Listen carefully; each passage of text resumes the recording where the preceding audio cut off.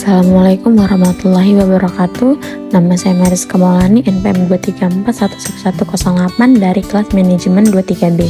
Di sini saya akan menjelaskan materi tentang negosiasi.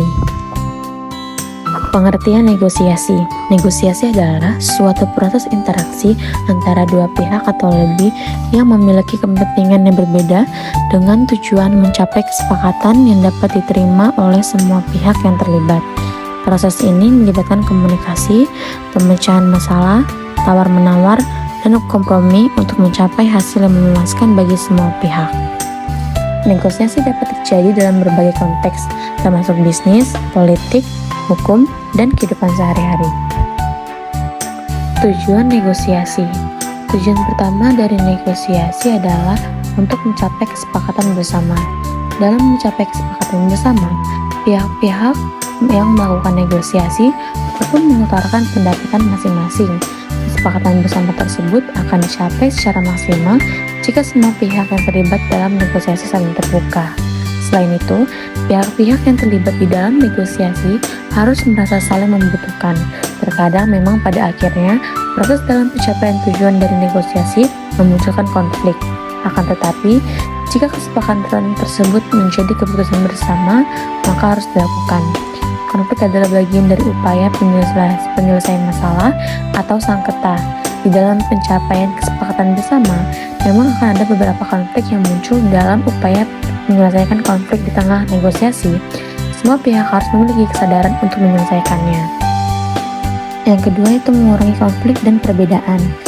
Di dalam sebuah proses negosiasi, pasti ada sebuah konflik dan perbedaan.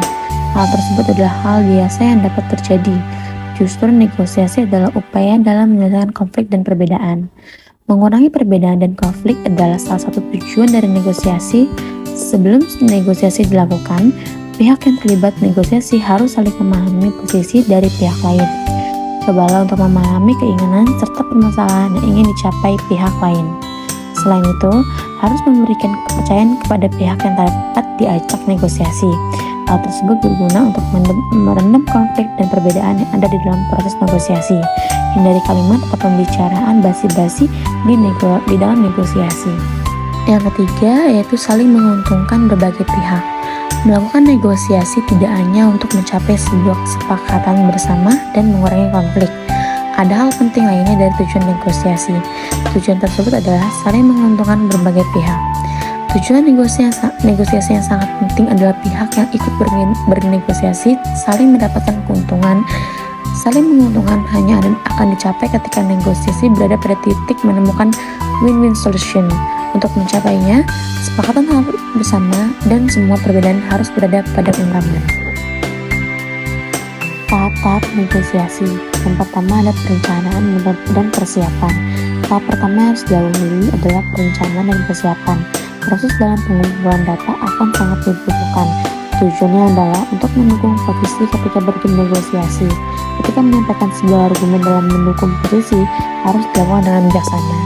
Yang kedua yaitu menentukan aturan. Tahap kedua adalah menentukan sebuah aturan. Pada proses ini, seseorang harus menentukan garis besar dan aturan. Tujuannya adalah untuk menentukan apa yang akan dinegosiasikan. Yang ketiga, penjelasan. Tahap selanjutnya adalah penjelasan. Pada tahap ini, masing-masing pihak harus saling mengutarakan apa yang diinginkannya. Masing-masing pihak dapat memberikan sebuah dokumentasi atau pemaparan secara jelas. Hal tersebut dibutuhkan untuk mendukung posisi masing-masing pihak. Yang keempat, tawar-menawar dan penyelesaian masalah. Tahap keempat adalah tawar-menawar. Ketika selesai, maka dilanjutkan dengan penyelesaian masalah. Pada tahap ini, semua pihak akan melakukan pencarian solusi terhadap masalah. Semua pihak yang terlibat diharapkan untuk saling fokus terhadap masalah dan kepentingannya. Yang kelima, penutupan dan implementasi. Tahap kelima ini adalah tahap terakhir dalam melakukan negosiasi. Pada tahap ini, semua sesuatu akan diputuskan secara bersama-sama. Sebelum itu, ada beberapa hal yang harus diperhatikan. Jenis-jenis negosiasi. Yang pertama, jumlah pihak yang terlibat atau negosiator. Negosiasi yang dilihat dari pihak yang terlibat atau jumlah negosiator dapat dibedakan menjadi dua pihak. Dibedakan menjadi negosiasi pihak menengah dan negosiasi tanpa pihak penengah. Negosiasi yang dilakukan dengan pihak penengah umumnya dilakukan oleh dua atau lebih negosiator. Yang kedua, situasi yang ada. Jenis negosiasi selanjutnya adalah negosiasi berdasarkan situasi. Ketika dinilai dari situasi, maka negosiasi ini dibagi menjadi dua jenis. Yang pertama, negosiasi formal dan negosiasi non formal. Yang ketiga, keuntungan dan kerugian. Jenis negosiasi ketiga adalah berdasarkan keuntungan dan kerugian. Jenis negosiasi ini dinilai berdasarkan keuntungan dan kerugian yang ada. Jenis negosiasi ini dibagi menjadi negosiasi kolaborasi, negosiasi dominasi, negosiasi akomodasi, dan lose-lose. Yang pertama ada negosiasi kolaborasi. Jenis negosiasi kolaborasi adalah negosiasi yang melibatkan semua pihak. Semua pihak dalam bernegosiasi akan menyuarakan keinginan serta pendapatnya. Hal itu akan menjalin kolaborasi keinginan dan kepentingan. Hal itu digunakan untuk mendapat solusi yang terbaik. Yang kedua, negosiasi dominasi. Sesuai dengan namanya, jenis negosiasi ini akan menguntungkan salah satu pihak saja, sementara pihak lainnya tidak akan mendapatkan banyak keuntungan seperti pihak sebelumnya. Itulah dinamakan negosiasi dominasi. Yang ketiga, negosiasi akomodasi. Untuk negosiasi akomodasi, seluruh pihak yang ikut melakukan negosiasi hanya mendapatkan keuntungan sedikit.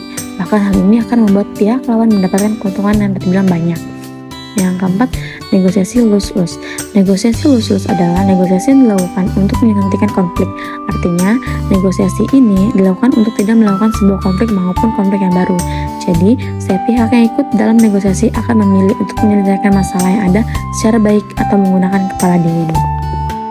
Baik, segitu saja yang bisa saya dapat sampaikan. Saya Mariska Malani, terima kasih. Wassalamualaikum warahmatullahi wabarakatuh.